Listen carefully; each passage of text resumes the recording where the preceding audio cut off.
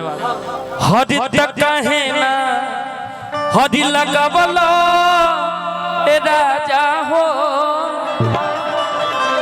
हद निमिया के गछिया कहे बका हद तक कहे ना लगवला ए सैया हो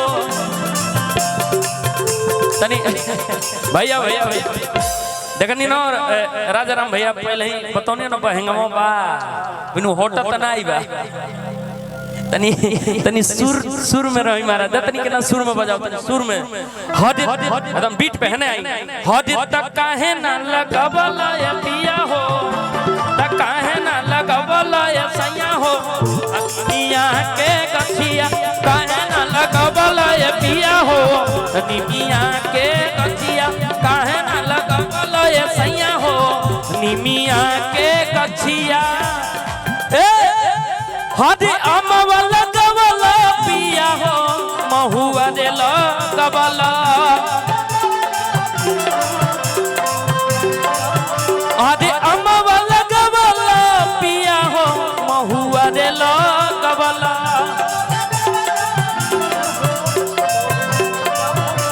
तक काहे ना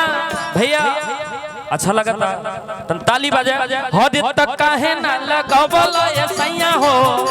तक काहे ना लगवला ये पिया हो अनिमिया के गछिया काहे ना लगवला ये पिया हो अनिमिया के गछिया तक काहे ना लगवला ये सैया हो निमिया के ए हद की अमामा एक मिनट भैया भैया भैया भैया रउआ सॉन्ग है डांस करी महाराज रउत खाली पैसा बिटोरले पर मानी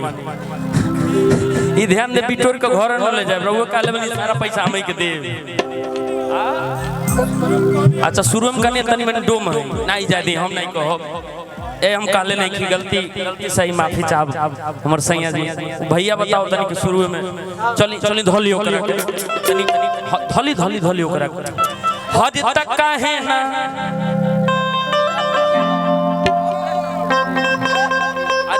ठीक ठीक ठीक अच्छा अपने पास से देते वाह हाई देखिए हमारे सैया जी का आशीर्वाद ये चूड़ी किने के चूड़ी किने के चलिए ठीक बा हो जा बीच में आई हद मामा लो पिया हो ताली अरे अमामा लगवला ये पिया हो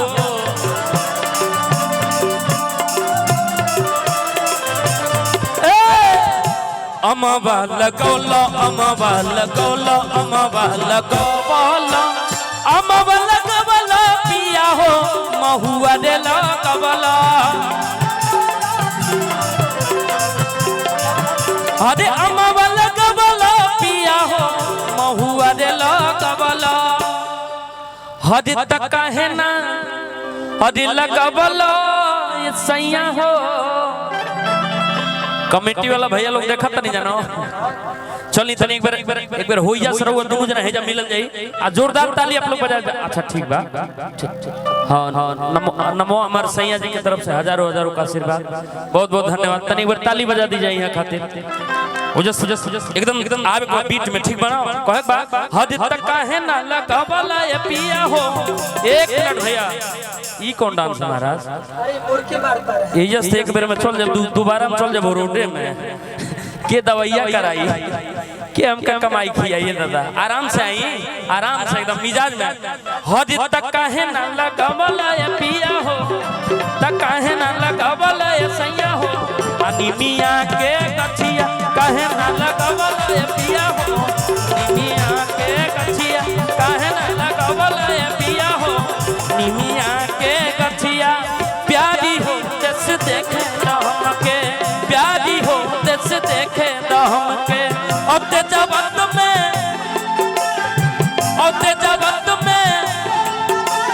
जैसे घोड़ा के देश देश तनी देखे हमके प्यारी हो देश देखे हमके प्यारी हो जैसे कहे ना लगावल पिया हो।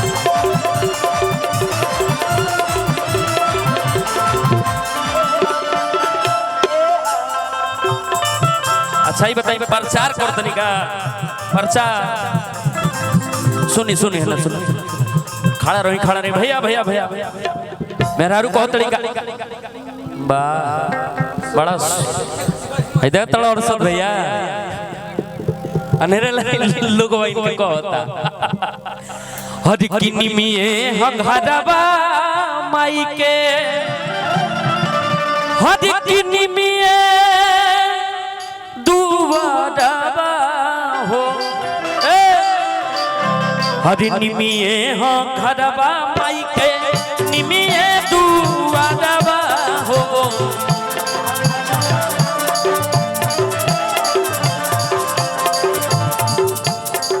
निमिए हंगारबा माई के निमिए दुआरबा हो